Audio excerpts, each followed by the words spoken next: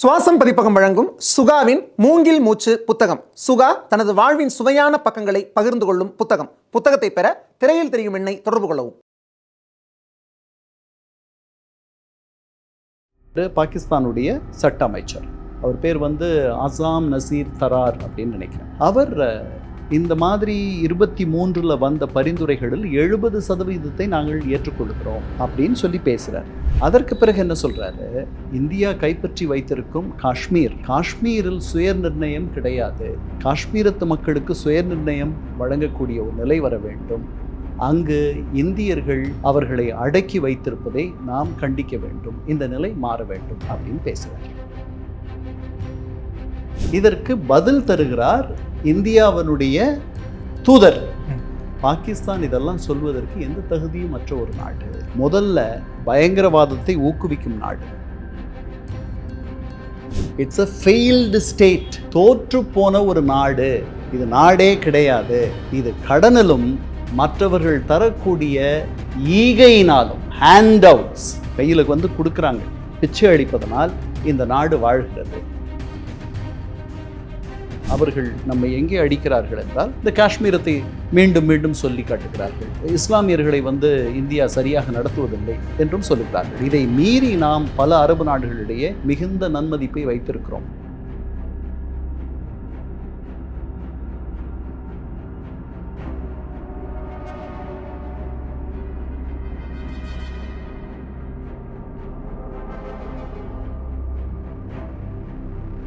பேசு தமிழா பேசு நேயர்களுக்கு வணக்கம். இன்று நம்முடன் இணைந்திருக்கும் சிறப்பு விருந்தினர் வரலாற்று ஆய்வாளர், எழுத்தாளர் முனைவர் திரு கண்ணன் அவர்கள். வணக்கம் சார். வணக்கம். வணக்கம். முனைவர் நீங்கள் சொல்ல வேண்டிய அவசியம் இல்லை, சாதாரணமாக கண்ணன்னு சொல்லலாம். ஓகே. ஒரு தடவை நான் டாக்டர் கண்ணன்னு போட்டுட்டேன் தெரியாதனமா, கத்தார் ஏர்வேஸில். ஓகே. உடனே நான் போன அந்த விமானத்தில் ஒரு சின்ன சிக்கல் யாருக்கோ உடம்பு முடியாத போயிடுச்சு. நேராக அவங்க என்கிட்ட வந்துட்டாங்க, அதிலிருந்து நான் டாக்டர்னு போட்டதை விட்டுட்டேன். ஓகே. Okay sir. இப்போ இன்னைக்கு நம்ம ஒரு செய்தி பார்க்க முடிஞ்சது. ஐநா சபையில் இந்தியாவுக்கும் பாகிஸ்தானுக்கும் இடையில் ஒரு மிகப்பெரிய வாக்குவாதம் ஏற்பட்டுருச்சு அப்படிங்கிற மாதிரி சொல்லியிருந்தாங்க.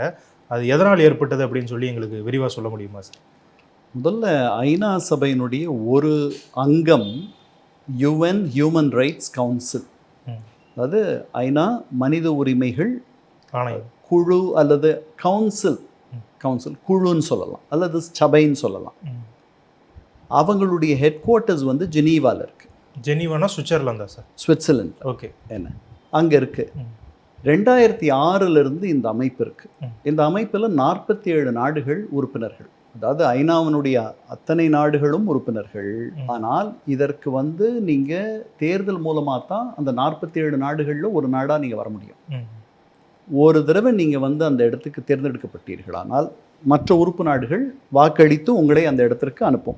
ஓகே. 3 ஆண்டு காலம் நீங்கள் அதில் உறுப்பினராக இருக்கலாம். 2 கான்சிக்யூட்டிவ் டேர்ம்ஸ், அடுத்தடுத்து நீங்கள் 3 ஆண்டுகள் இருக்க முடியும். அதற்கு பிறகு நீங்கள் அந்த மனித உரிமைகள் குழுவில் நீங்கள் அந்த 47 உறுப்பினர்களில் ஒருவராக இருக்க முடியாது. ஓகே. சரிதானா? இப்போ நாம் அதில் அந்த 47 பேரில் நாம் இந்த முறை உறுப்பினராக இருக்கும்னு நினைக்கிறேன். நான் சரியாக கவனிக்கலை. என்ன நடந்துச்சுன்னா, இது ஆண்டுக்கு ஒரு முறை இந்த குழு, மனித உரிமைகள் குழு, இதனுடைய முக்கியமான அம்சம் என்னென்னா, இது ஒரு ஒரு ஃபோரம் தருது. அதாவது இந்த உலக நாடுகள் அத்தனையும் மனித உரிமைகள் தொடர்பான ஒரு பேச்சுவார்த்தை நடத்துவதற்கான ஒரு தளம், அந்த தளத்தை அமைச்சு தருது. ஓகே. அப்புறம் மனித உரிமை மீறல்கள் அதை கொஞ்சம் நல்லபடியாக பேசி அதை மாற்ற முடியுமான்னு பார்க்குற ஒரு அமைப்பு இது. ஏன்னா இது கான்சென்சஸ் தான், தடியெல்லாம் கிடையாது, தண்டனை கிடையாது, ஒன்றும் கிடையாது. ஸோ இதை எப்படி பண்ணுதுன்னா, யூனிவர்சல் பீரியாடிக் ரிவ்யூ அப்படின்ட்டு ஒரு சிஸ்டம். அதில் மற்ற எல்லா நாடுகளும் 4.5 வருஷத்துக்கு ஒரு தடவை ஒரு நாட்டை, அந்த நாட்டினுடைய மனித உரிமைகள் எப்படி இருக்குது அப்படின்னு பார்ப்பாங்க.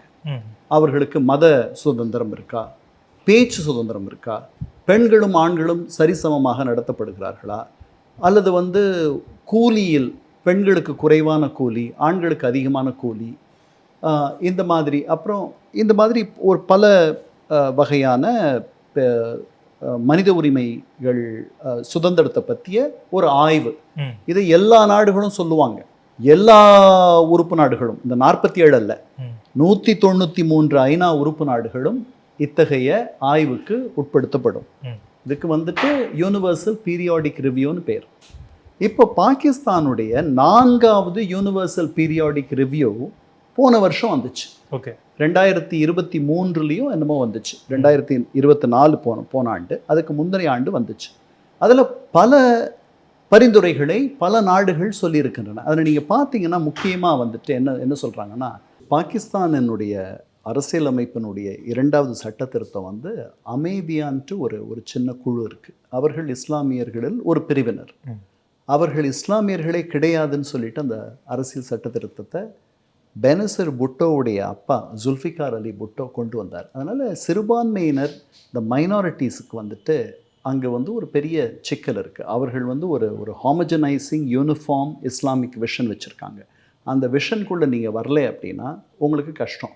அதனால் நீங்கள் சீக்காக இருந்தாலோ இல்லை ஹிந்துவாக இருந்தாலோ இல்லை கிறிஸ்டியனாக இருந்தாலோ அது வந்து ஒரு பெரிய சகிப்புத்தன்மை கொண்ட ஒரு அரசோ அல்லது அந்த மாதிரியான ஒரு சமுதாய சூழலோ இல்லாத ஒரு அமைப்பு. அதனால் இந்த யூனிவர்சல் பீரியாடிக் ரிவ்யூவில் அதைத்தான் பல பேர் சுட்டி காட்டியிருக்காங்க.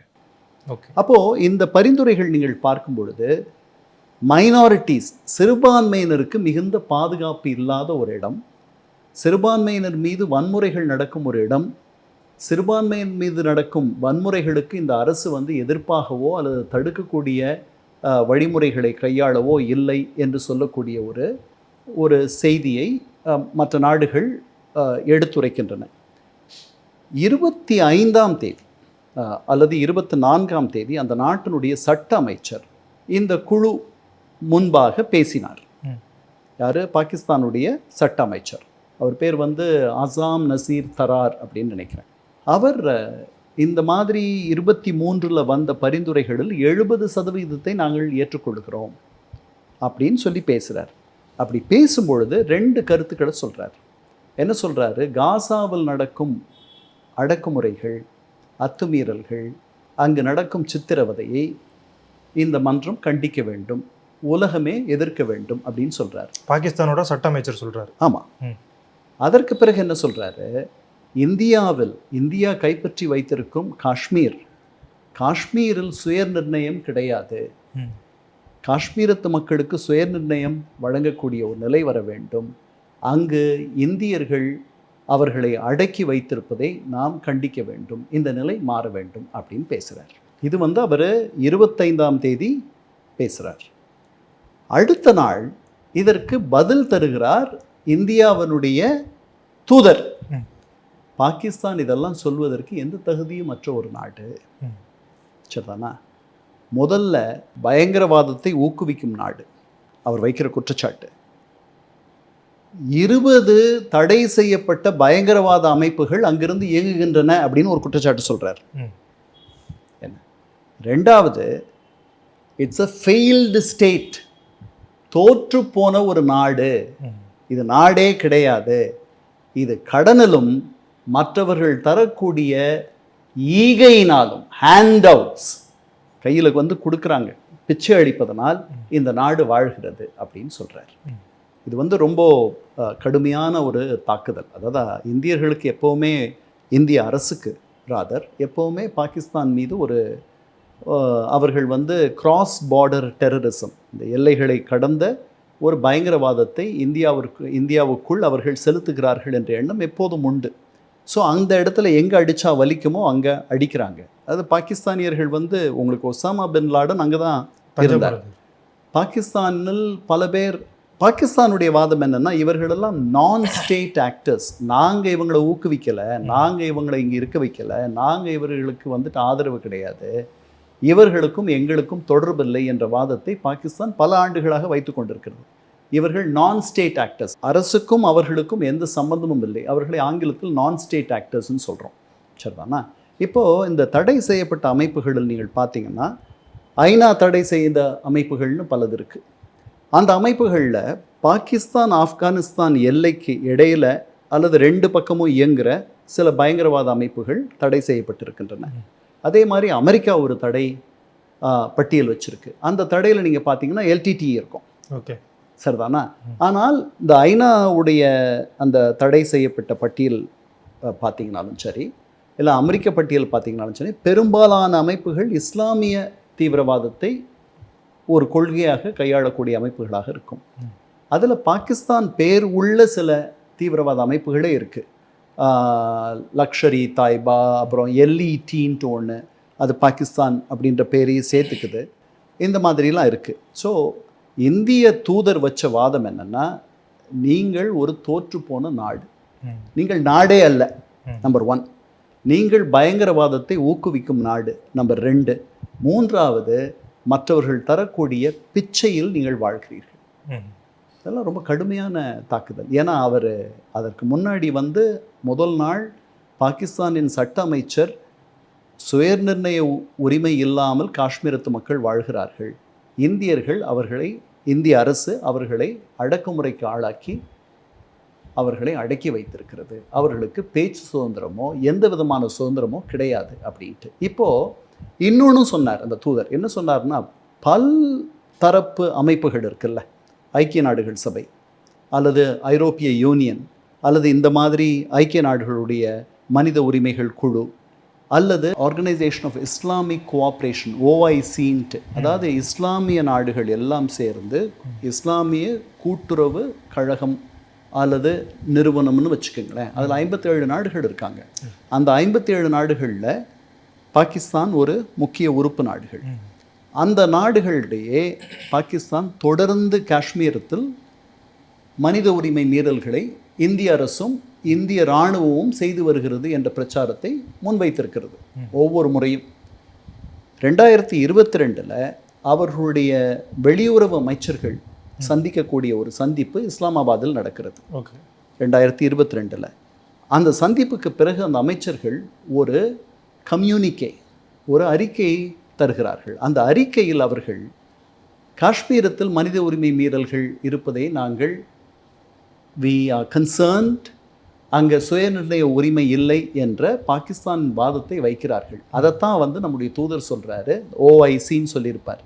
இந்த பல் தரப்பு அமைப்புகள் இருக்கு இல்லையா, அதில் பாகிஸ்தான் எங்களுக்கு எதிராக விஷத்தை பாய்ச்சுகிறது, இந்த மாதிரி பொய் பிரச்சாரத்தை வைக்கிறது, மற்ற இஸ்லாமிய நாடுகட்டையும் வெறுப்பு பரப்புது அப்படிங்கிற மாதிரி சொல்லியிருக்கு. ஆமாம், மற்ற இல்லை பல்வேறு அமைப்புகள் அங்கே ஆர்கனைசேஷன் ஆஃப் இஸ்லாமிக் கோஆப்ரேஷன் ஒன்று, UN ஹியூமன் ரைட்ஸ் கமிஷன்லேயே, UN ஹியூமன் ரைட்ஸ் கவுன்சில்லையே 2018 பாகிஸ்தானுடைய முயற்சினால் முதன்முறையாக காஷ்மீரத்தை பற்றிய தனி அறிக்கையை அந்த UN ஹியூமன் ரைட்ஸ் கவுன்சில் தந்தது. அப்போ ஜோர்டானியன் ஒருத்தர் ஜயீத் ராத் அப்படின்ற ஒரு இளவரசர், என்னோட நானும் அவரும் ஒன்றா பணியாற்றியிருக்கோம் குரோவேஷியாவில் 93-94. அவர் தான் அப்போது ஹியூமன் ரைட்ஸ், நம்ம நவநீதம் பிள்ளைன்னு ஒரு அம்மா இருந்தாங்க இல்லையா, உங்களுக்கு ஞாபகம் இருக்கும், அவங்க UN human rights high commissioner. அந்த தென்னாப்பிரிக்காவில் பிறந்த ஒரு தமிழ் பெண், அந்த மாதிரி இருந்தாங்க. அந்த பதவிக்கு அவர் வந்திருந்தார், ஜயீத் ராத்.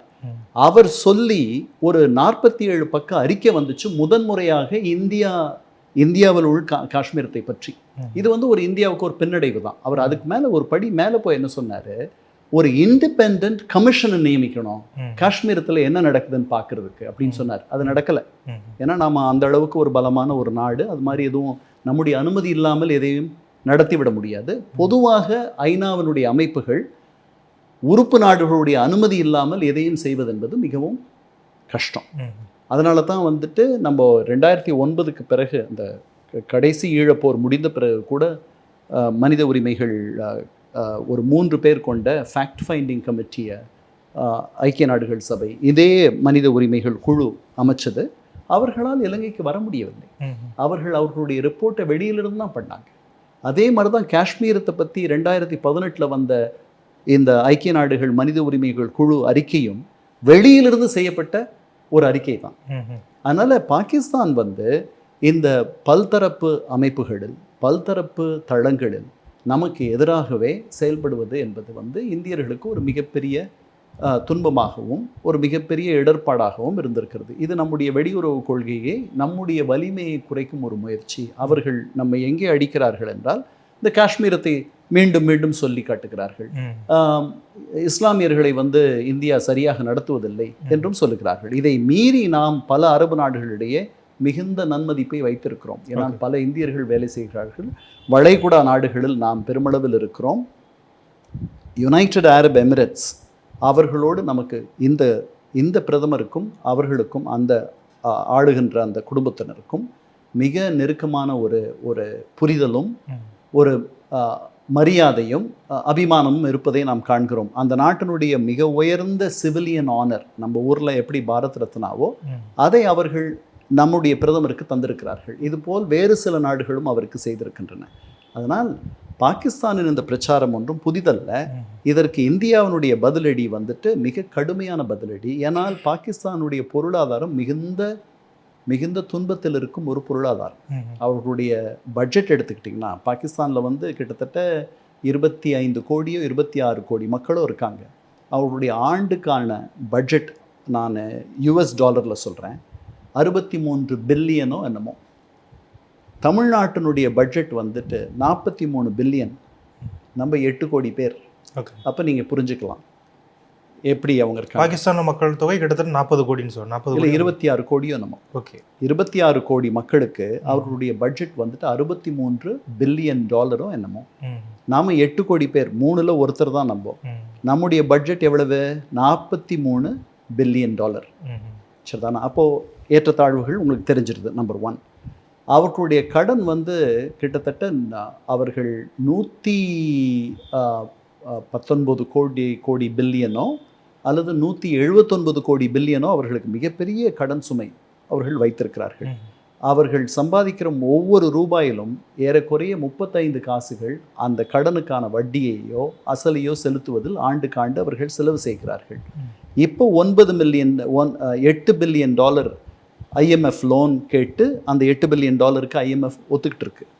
அவர்களுடைய பொருளாதார நிலைமை ரொம்ப சீர்கெட்டு இருக்கு. அதனால தான் ஹேண்ட் அவுட்ஸில் வாழ்கிறாங்க அப்படின்ட்டு, பிச்சையில் வாழ்கிறவர்கள் நீங்கள் அப்படின்ட்டு இந்தியர்கள் அவர்களை அடித்து துவைத்து விட்டார்கள். அங்கே வந்து அரசியல் ஸ்திரத்தன்மையும் கிடையாது பெருசாக.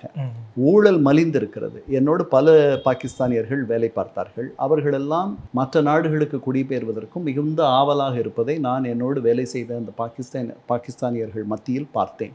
அதற்கு காரணம் இந்த நாட்டில் இருக்கக்கூடிய ஒரு ஸ்திரத்தன்மை அவர்களிடையே இல்லை. இதுதான் நடந்துச்சு. சார், நீங்களே சொன்னீங்க அவங்களுடைய பொருளாதாரம் ரொம்ப மங்கி போயிருக்கு அப்படின்னு சொல்கிறீங்க. அதே மாதிரி இப்போ கூட அந்த நாட்டில் வந்து சட்டம் ஒழுங்கு அப்படிங்கிறதே கிடையாது. எப்போ எங்கே குண்டு வெடிக்கும் அப்படிங்கிறது வந்து ஒரு மிகப்பெரிய அச்சத்தில் தான் அந்த மக்கள் வாழ்ந்துக்கிட்டு இருக்காங்க. அதே நேரத்தில் ஆப்கானிஸ்தான் பாகிஸ்தான் எல்லையில் தாலிபான்கள் வந்து பாகிஸ்தான் மேலே போர் தொடுக்கிறதுக்கான வாய்ப்புகள் இருக்கிறதாகவும் கூறப்படுது. இத்தனை பிரச்சனைகளை வச்சுக்கிட்டு அவங்க ஏன் சார் இந்தியாவை டார்கெட் பண்ணுறாங்க? அதுக்கு முக்கியமான காரணமாக நீங்கள் என்ன பார்க்குறீங்க? இல்லை, அப்படி இல்லை. அதாவது பாகிஸ்தானில் எப்போ குண்டு இங்கே வெடிக்குமோ அப்படின்ற நிலைமையெல்லாம் இருக்கிற மாதிரிலாம் நான் நினைக்கல. இல்லை சார், இப்போ கூட நம்ம கிரிக்கெட் போட்டிகள் நடந்துக்கிட்டு இருக்கு. அப்போ வந்து ஒரு ஏர் ஷோ நடத்துகிறாங்க. அங்கே இருக்கக்கூடிய சின்ன குழந்தைங்கள்லாம் காதை மூடுற மாதிரி ஒரு இது இருக்குது. அதே மாதிரி பெரிய ஆட்களுமே மூடுறாங்க. அப்படி இல்லை. அவர்கள் என்னோட வேலை பார்த்த பாகிஸ்தானியர்கள் அவர்களுடைய பாதுகாப்புக்கு அஞ்சி அங்கே இருக்க வேண்டாம்னு நினைச்ச மாதிரிலாம் இல்லை. அவர்களுக்கு ஒரு பெரிய ஒரு வளமையான ஒரு எதிர்காலம் வேணும்னா பாகிஸ்தானில் அது தங்களுடைய குழந்தைகளுக்கு கிடையாதுன்னு அவங்க நினைக்கிற மாதிரியான ஒரு நிலைமை இருக்குது. பாகிஸ்தானில் ஸ்திரத்தன்மை இல்லை, அரசியல் ஸ்திரத்தன்மை இல்லை. அதற்கு பிறகு பயங்கரவாதம், அவர்கள் பயங்கரவாதத்திற்கு ஆதரவாக சில நேரங்களில் அவர்கள் செயல்பட்டது. ஆப்கானிஸ்தானில் தாலிபான்களுடைய முழு ஆதரவாளர்கள் அவர்கள் ஒரு காலத்தில். இப்போது வந்திருக்கக்கூடிய தாலிபான்கள், இது ரெண்டாவது வெர்ஷன் வச்சுக்கலாம், 2.0. இந்த தாலிபான்கள் வந்து அவர்களுக்கு அவ்வளவு உடந்தையாக இல்லை. என்ன நடந்துட்டு இருக்குன்னா, இவ்வளவு நாள் நாம் வந்து தாலிபானுடைய எதிர்ப்பாளர்களாக இருந்தோம். ஒரு மாதத்திற்கு முன்பாக நாம் துபாயில் தாலிபானுடைய வெளியுறவுத்துறை அமைச்சர் அப்படின்றவரோட நம்முடைய வெளியுறவுத்துறை செயலாளர் சந்திக்கிறார். அப்போது நிறைய செய்திகள் மாறுது, நிறைய விஷயங்கள் மாறி இருக்கு. இன்னைக்கு தாலிபான் வந்து ஒரு சிங்கிள் என்டிட்டி இல்லை. தாலிபானுக்கு எதிராக இருக்கக்கூடிய அதிதீவிர இஸ்லாமிய இயக்கங்கள் தோன்றிவிட்டன. இஸ்லாமிக் ஸ்டேட் ஆஃப் கோரசான் அப்படின்னு ஒன்று இருக்குது. அதுக்கப்புறம் வந்து இஸ்லாமிக் ஸ்டேட்டுன்ட்டு நம்ம ஈராக்கில் சிரியாவில் பார்த்த அவர்களே அவர்களுக்கு எதிராக இருக்காங்க.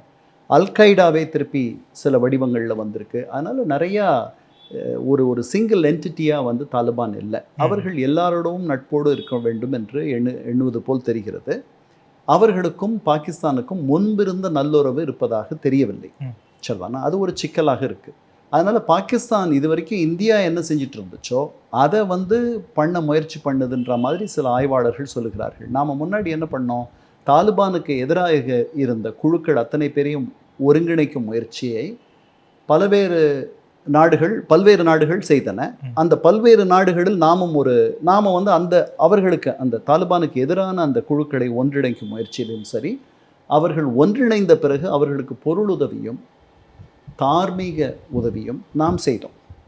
இப்போ அந்த மாதிரி தாலிபானுக்கு எதிராக இருக்கக்கூடிய சில குழுக்களை அவர்களை அடையாளப்படுத்தி அவர்களுக்கு சார்பாக பாகிஸ்தான் நடப்பதாக இந்திய ஆய்வாளர்கள் சொல்லுகிறார்கள். இன்னும் நான் இதை வந்து வெளியில் இருக்கிற நடுநிலையோடு எழுதக்கூடிய சில ஆய்வாளர்கள் இப்படி பேசுவதாக நான் காணவில்லை. அவர்களுக்கு ஒரு பெரிய பார்டர் இருக்குது ஆப்கானிஸ்தானுக்கும் பாகிஸ்தானுக்கும். அவர்களுக்கு அந்த பார்டர் வந்து ஒரு பெரிய பிரச்சனை. அந்த பார்டர் வந்து ரொம்ப போரஸ் பார்டர், அதை வந்து ரொம்ப கெட்டியான பார்டரில் யார் வேணாலும் உள்ள வரலாம், வரலாம். அதனால் அது வந்து ஒரு சட்டம் ஒழுங்கை அந்த இடத்தில் வந்து காப்பாற்றுவது என்பது ஒரு கடினமான ஒரு விஷயம். இதெல்லாம் இருக்குது. இந்தியாவின் மீது அவர்களுக்கு என்ன பகை அப்படின்னா, நாம் ஜென்ம விரோதிகள். எப்படி பகை இல்லாத இருக்கோம்? அவர்களுடைய பிரச்சனைகளை திசை திருப்பும் முயற்சியாக அவர்கள் இந்தியாவை சொல்லுவார்கள். இந்தியாவே கூட அப்படி செய்யலாம். தன்னுடைய சிக்கல்களை திசை திருப்பும் முயற்சியாக இது வந்து அந்நிய நாடுகளின் ஊடுருவல் அப்படியாக்கும் இப்படியாக்கும் நாமும் சொல்லலாம். இல்லை, நாம் எப்போவுமே பாகிஸ்தான் நம்ம ஊரில் ஏதாவது ஒரு பயங்கரவாத நிகழ்வு நடந்துருச்சுன்னா நாம் முக்கியமாக முதல்ல யாரை நினைக்கிறோம்? பாகிஸ்தான் ஆதரித்து இது நடக்குது அப்படின்னு தான் நம்ம நினைக்கிறோம். ஏன்னா எல்லா நேரமும் வந்துட்டு அப்படி நடக்குதுன்னு நம்ம சொல்ல முடியாது. என்ன அதனால தான் இந்தியா வந்து is an easy target, is a punching bag. இந்தியர்களை வந்து தாக்குவதன் மூலமாக கொஞ்சம் திசை திருப்பலாம். பட் பாகிஸ்தானியர்கள் சராசரி பாகிஸ்தானியர்களுக்கு இதெல்லாம் தெரியும் நான் நினைக்கிறேன். பாகிஸ்தான் அரசியல் நிலவரத்தை பற்றி நம்ம முழுசாக தெரிஞ்சுக்கிட்டோம். இப்போ வந்து அமெரிக்காவில் ட்ரம்ப் அவர்கள் வந்ததுக்கப்புறம் நிறைய அதிரடி முடிவுகள் எடுத்துக்கிட்டு இருக்காரு. நம்ம தொடர்ந்து பார்த்துக்கிட்டே தான் இருக்கோம். சமீபத்தில் அவர் வந்து ஒரு அறிவிப்பு மாதிரி கொடுத்துருக்காரு. அறிவிப்பா அது திட்டமா அப்படிங்கிறது நமக்கு தெரியலை. அதாவது கோல்டு கார்டு அப்படின்னு ஒன்று நாங்கள் அறிமுகப்படுத்த போகிறோம். குறிப்பிட்ட தொகை $5 மில்லியன் அப்படின்னு சொல்லி சொல்கிறாங்க. இந்திய மதிப்பில் 42.5 கோடி அப்படின்னு சொல்கிறாங்க. அவ்வளோ பணம் கொடுத்துட்டா அவங்களுக்கு அமெரிக்காவுடைய அந்த கோல்டு கார்டு கொடுக்கப்படும் அப்படின்னு சொல்லிட்டு சொல்கிறாரு. நிறைய பேர் என்ன விமர்சனம் வைக்கிறாங்க அப்படின்னா, இவர் தான் இங்கே இருக்கக்கூடிய வேறு நாடுகளை சேர்ந்தவங்களை வெளியேற்றுறாரு, இப்போ காசு கொடுத்து உள்ளே வரலாம் அப்படின்னா இது என்ன, அவருக்கு வந்து ஒரு கொள்கையே இல்லையா, வியாபாரத்துக்காக இப்படி பயன்படுத்துகிறாரா அப்படிங்கிற மாதிரி சொல்கிறாங்க. இதை பற்றி உங்களுடைய கருத்து என்ன? இல்லை, அவர் சொல்கிறது எதுவும் புதுசு இல்லை. இது அதாவது தசாப்தங்களாக இருக்கும் ஒரு நடைமுறை. இது ஐரோப்பிய நாடுகளில் நீங்கள் இது வந்து முதலீடு செய்தால், இவ்வளவு முதலீடு செய்தால் அந்த நாட்டினுடைய குடியுரிமை, நிரந்தர குடியுரிமை பெறுவதற்கும் நீங்கள் அந்த நாட்டினுடைய குடிமகனாக அல்லது குடிமகளாக மாறுவதற்கும் ஒரு வாய்ப்பை பல்வேறு ஐரோப்பிய நாடுகள் தருகின்றன, பல்வேறு கரீபியன் நாடுகள் தருகின்றன, ஆஸ்திரேலியா தருகிறது, அமெரிக்கா பல ஆண்டுகளாக தந்து கொண்டிருக்கிறது. இதற்கு முன்பு அதனுடைய விலை, இந்த அறிவிப்பு வரும் வரை அதனுடைய விலை $9 லட்சம். அதற்கு முன்பு அதனுடைய விலை, ஒரு 10 ஆண்டுகளுக்கு முன்பு அதனுடைய விலை $5 லட்சம். $5 லட்சம் நீங்கள் கொடுத்தீங்கன்னா, நீங்கள் வந்து ஒரு குடும்பம், 4 பேர் கொண்ட ஒரு குடும்பம், நீங்கள், உங்கள் மனைவி, உங்களுடைய 2 பிள்ளைகள், உங்களுக்கு க்ரீன் கார்டுன்னு சொல்கிறாங்க இல்லையா, நீங்கள் அந்த 5 லட்சத்தை வந்து அவங்க சொல்கிற இடத்துல முதலீடு பண்ணணும். எப்படின்னா, அவர்கள் வந்து பின்தங்கிய மாவட்டங்கள், மாநிலங்கள் அப்படின்லாம் வச்சுருக்காங்க. ஒவ்வொரு மாநிலமும் இதை கையாளுது. அந்த மாநிலத்தில் இருக்க பின்தங்கிய ஒரு மாவட்டத்தில் ஒரு மருத்துவமனை அரசு வந்து தொடங்கும். அதுக்கு உங்களுடைய $5 லட்சம் முதலீடு போகும். அதனால் அந்த $5 லட்சம் நீங்கள் முதலீடு பண்ணும்பொழுது அதிலிருந்து உங்களுக்கு ஒரு லாபம் கிடைக்குமா, அல்லது அந்த 5 லட்சமே திருப்பி வருமானலாம் சொல்ல முடியாது. ஆனால் பொதுவாக தவறாக எதுவும் நடக்காது. இது வந்து அரசு நடத்தும் ஒரு திட்டம். அந்த திட்டத்திற்கு நீங்கள் இந்த பணத்தை தருகிறீர்கள். அதற்கு பதிலாக அவர்கள் என்ன செய்கிறார்கள், நீங்கள் வந்து வேலை மூலமாக போய் க்ரீன் கார்டு, அந்த நிரந்தர குடியுரிமை வாங்குவதற்கு பல ஆண்டுகள் ஆகும். அதை வந்து சுருக்கி ஒரு ஆண்டு, 1.5 ஆண்டுலேயே இந்த பணத்தை நீங்கள் கொண்டு வந்தீங்கன்னா உங்களுக்கு தரோன்னு சொல்கிறாங்க. இது வந்து பல நாடுகளில் பல ஆண்டுகளாக இருக்கும் ஒரு முறை. இதில் ஒன்றும் புதுசு கிடையாது. இன்றைக்கி அவர் $5 மில்லியன் சொல்லிட்டாருன்றதுக்காக நம்ம பதற வேண்டிய அவசியம் இல்லை. ஏன்னா ஆஸ்திரேலியா $5 மில்லியன் பல வருஷங்களாக சொல்லிட்டு இருக்கான். பிட்வீன் ஆஸ்திரேலியாவுக்கும் அமெரிக்காவுக்கும் $5 மில்லியன் கொடுத்து நான் அமெரிக்கா போயிடுவேன். ஆஸ்திரேலியன் டாலர் அஃப்கோர்ஸ் குறைச்சல், இந்த அளவுக்கு விலை கிடையாது. நம்ம இன்னைக்கு வந்து அமெரிக்க டாலர் வந்து கிட்டத்தட்ட 87 ரூபா வந்துருச்சு. ஆஸ்திரேலியன் டாலர் குறைவு. இந்த முறை வந்து பல நாடுகளில் இருக்குது. பல நாடுகளில் வந்துட்டு அவங்க வெவ்வேறு காரணங்களுக்காக பல பேர் இந்த மாதிரி குடியுரிமை வாங்கி செல்வதற்கு விரும்புகின்றவர்கள் பல பேர் இருக்கிறார்கள். இது வந்து அவர் வந்து வியாபாரம் பண்ணுறாருன்னு நீங்கள் சொல்ல முடியாது. ஏன்னா இது வந்து தசாப்தங்களாக இருக்கும் ஒரு நடைமுறை. அவர் அதனுடைய விலையை கூட்டியிருக்கார். $9 லட்சம் நீங்கள் போயிருக்கலாம், இப்போ 50 லட்சம் ஆக்கியிருக்கார். விலையை வந்து அதிகம் படுத்தியிருக்காரு. ஆமாம், இது வந்து புது நடைமுறை அப்படிங்கிற மாதிரி தான் கிடையாது. பல ஆண்டுகளாக, பல தசாப்தங்களாக இருக்குது, 30-40 வருஷங்களாக இருக்குது. இன்றைக்கி ஐரோப்பாவில் நீங்கள் அந்த மாதிரி இப்போ ஸ்பெயின் அல்லது கிரீஸ் போகணும்னு நினச்சிங்கன்னா எனக்கு தெரிஞ்ச €500,000 அல்லது €1 மில்லியன் நீங்கள் முதலீடு பண்ணிங்கன்னா உங்களுக்கு அங்கே வந்து பெர்மனெண்ட் ரெசிடென்ஸ் கொடுத்துருவாங்க. அதுக்கப்புறம் நீங்கள் அங்கே கொஞ்ச நாள் அவங்களுடைய விதிகளெல்லாம் நீங்கள் அவங்களுடைய விதிகளை ஒப்புக்கொண்டு அந்த விதிகள் பால் நீங்கள் செயல்பட்டீர்களானால் உங்களுக்கு அந்த குடியுரிமையும் கிடைச்சோம். இப்போது நான் வந்து இப்போ சங்கீதா நடத்துகிறாங்க, பல ஹோட்டல்ஸ் வந்துட்டு ஆஸ்திரேலியாவில் நடத்துகிறாங்க. அவங்கெல்லாம் பெரிய முதலீடு செய்து தான் நடத்துகிறார்கள். அவர்கள் நடத்துவதற்கு அந்த அரசு வந்து ஊக்குவிக்கிறது. எனக்கு முன்னாடி ஆஸ்திரேலியாவுடைய ட்ரேட் அட்டாஷேவா இங்கே சென்னையில் இருந்தவர், எனக்கு தனிப்பட்ட முறையில் அவருக்கும் எனக்கும் ஒரு பழக்கம் இருந்தது. அதனால் அவரே சொன்ன தகவல் இது. அதனால் இதில் எனக்கு ஒன்றும் தவறாக ஒன்றும் தெரியல. அந்த ஒரு விலையை கூட்டிட்டாருன்ற வேதனை தான் சில இந்தியர்கள் மத்தியில் வேணா இருக்கலாமே தவிர 43 கோடியோ 45 கோடியோ கொடுத்து அந்த மாதிரி குடியுரிமை வாங்கக்கூடிய பல லட்சக்கணக்கான இந்தியர்கள் இந்தியாவில் இருக்கிறார்கள். அப்படிப்பட்டவர்களுக்கு அந்த குடியுரிமை தேவையில்லை. ஏன்னா அந்த வசதிகளையும் அந்த வாழ்க்கையும் அவர்கள் இங்கேயே வாழ்ந்து கொண்டிருக்கிறார்கள். இந்த கிரீன் கார்டுக்கும் கோல்டு கார்டுக்கும் எதுவும் வித்தியாசம் இருக்க வாய்ப்பு இல்லை? ஒன்றும் இல்லை. கிரீன் கார்டை வந்து அந்த கிரீன் கார்டை உங்களுக்கு தர்றதுக்கு எனக்கு இவ்வளோ பணம் தாங்கன்னு சொல்கிறார். ஓகே, அதை கோல்டு கார்டுன்னு சொல்கிறார். பேரை மட்டும் மாற்றிருக்காரு அவர் சொல்கிற அவர் பல விஷயங்கள் அப்படித்தானே சொல்கிறார். ஓகே சார், எங்களோட இணைந்து உங்களுடைய கருத்துக்களை பகிர்ந்திருக்கீங்க. மக்கள் என்ன சொல்கிறாங்க அப்படின்னு பார்ப்போம். நன்றி. இப்போ உடல் ரீதியாக ஒரு பிரச்சனை வருது அப்படின்னா அந்த பிரச்சனைக்கு இந்த ஒரு வாஸ்து பாதிப்பு காரணமா இருக்கும் அப்படின்னு சொல்ல முடியுமா? உங்க வீட்டோட தென்கிழக்கு தெற்கு சார்ந்த 22 டிகிரில என்ன இருக்குங்கிறத நீங்க செக் பண்ணுங்க.